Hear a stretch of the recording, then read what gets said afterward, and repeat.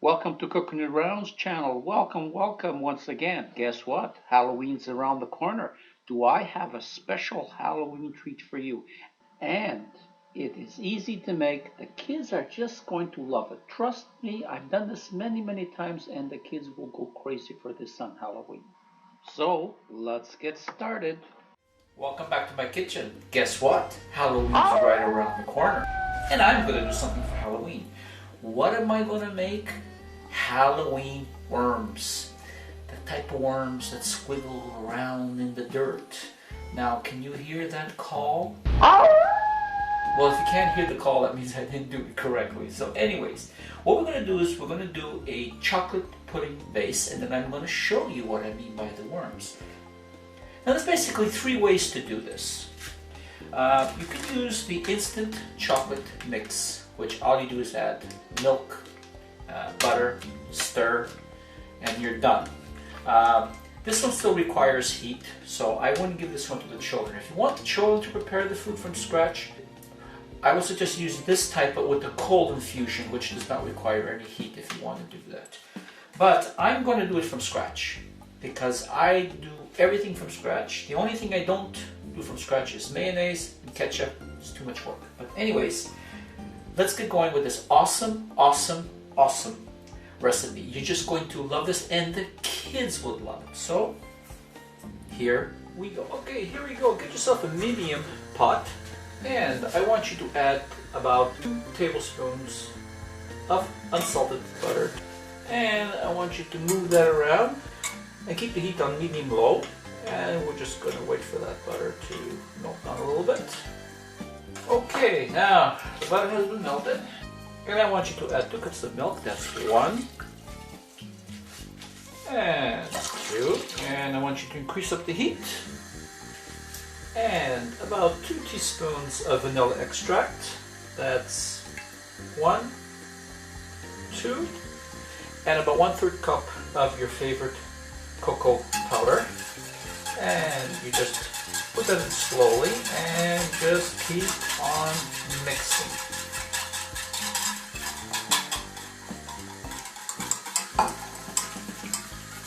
And keep on stirring, and now 3 tablespoons of cornstarch. That's 1, 2, and 3.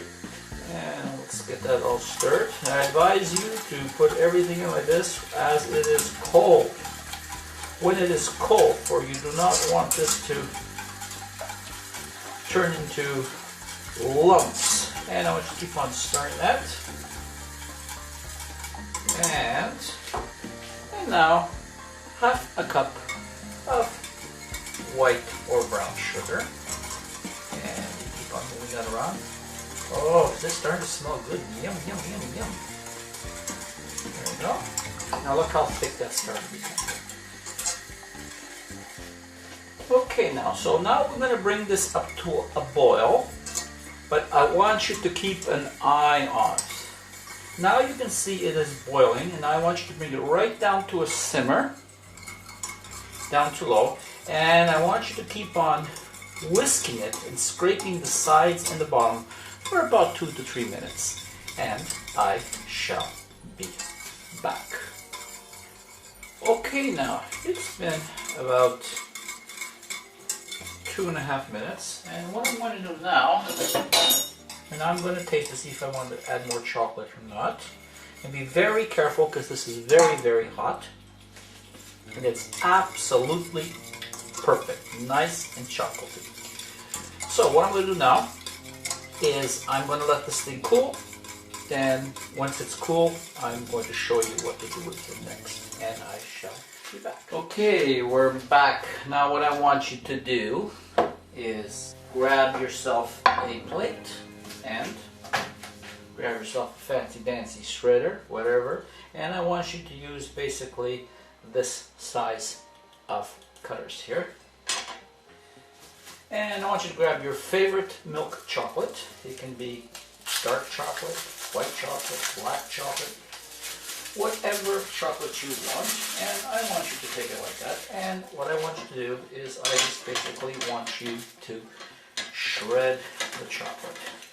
Now I'm going to shred a little bit on the large and a little bit on the small. So a little combination of both. So as I go to work here, I shall be back.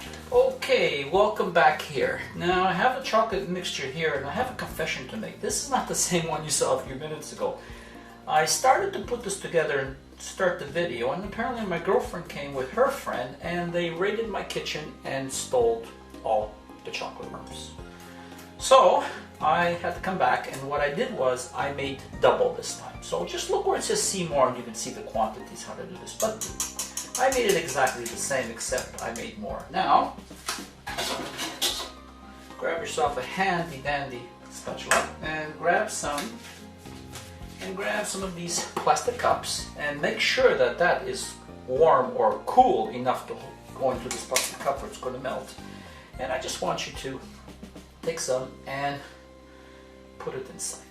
Now, if you make a little bit of a mess, do not worry, because that's all part of the cooking procedure for this recipe. We want it to look a bit messy. And I want you to go all the way up, say to about 3/4 to an inch to the top. And that's the way I want it. So I shall be back. Okay, here we go. I got about 6 here, and don't worry about how dirty is inside. That just adds to the effect. Just make sure that the rim around here is basically clean and that your cup is clean, so the children don't dirty fingers and put chocolate all over your place. So now what we're going to do is we're going to add worms. And here is our squiggly worms. There they are. So all I want you to do is just basically just add the worms in like this. Look at that, see?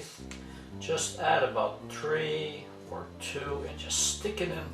Stick it in more than 3/4 of the body, because you don't want this thing to fly off. There you go, look at these worms. Oh, disgusting, isn't it? But you know something, the kids go crazy over this. They just absolutely go crazy over this. They just love it. Just stick the worms in there like this. Stick the worms in there like that.